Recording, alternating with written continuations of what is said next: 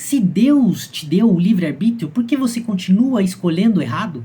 Será que ainda depois desse tempo todo nós temos de fato o tal famigerado livre-arbítrio?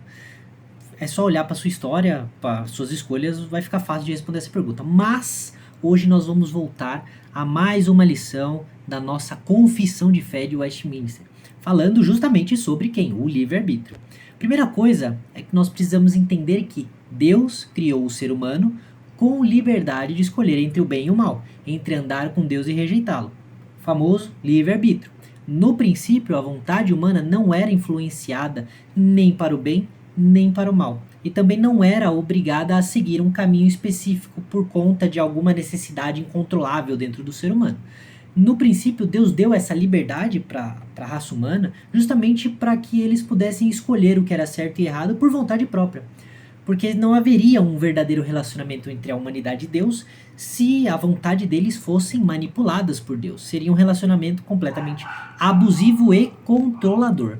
E isso nos leva ao segundo ponto, que no Jardim do Éden, Adão e Eva, tendo essa total liberdade de fazer o bem e obedecer a Deus, eles receberam de Deus uma ordenança clara, lá em Gênesis 2, versículos 16 e 17, que diz que eles podiam comer de qualquer árvore ali do jardim onde eles estavam.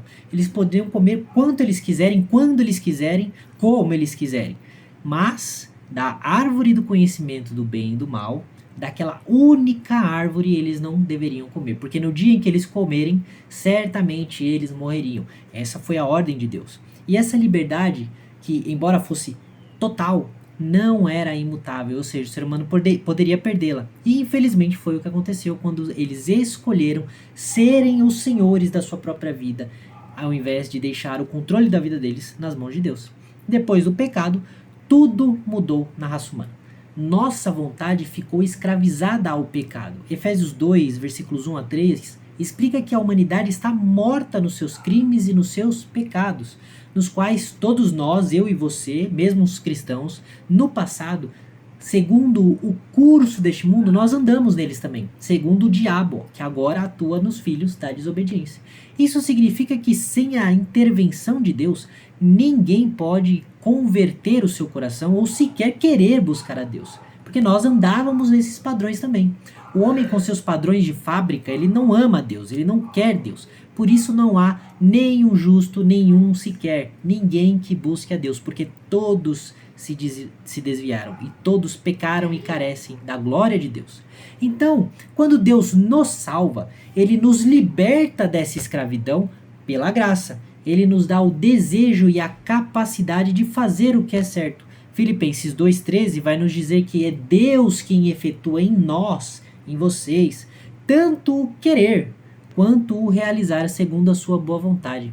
Então, mesmo assim, por causa do pecado que ainda está em nós, mesmo Deus efetuando em nós todo o querer, como o realizar, nem sempre a gente faz tudo perfeitamente. Mas note que até o querer buscar a Deus, até o querer obedecer a Deus, é Deus que efetua em nós, não nós. Parte de Deus e não de nós.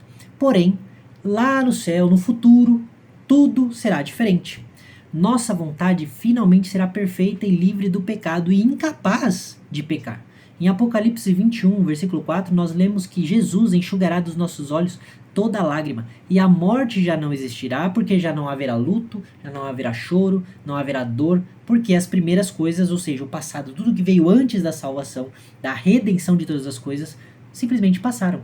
Na glória eterna seremos verdadeiramente livres para sempre, a ponto de não podermos mais pecar, porque não desejaremos mais o pecado. Então a liberdade que Deus nos deu foi manchada pelo pecado, mas através de Cristo ela está sendo restaurada, e no céu finalmente viveremos essa liberdade de forma plena e eterna. Enquanto isso não chega, nós lutamos, nos arrependemos dos nossos pecados e buscamos uma vida de santidade, sabendo que os sinais de busca por santidade, o nosso desejo por Deus, por si só, já é um sinal de que Ele, o próprio Deus, está atuando nas nossas vidas.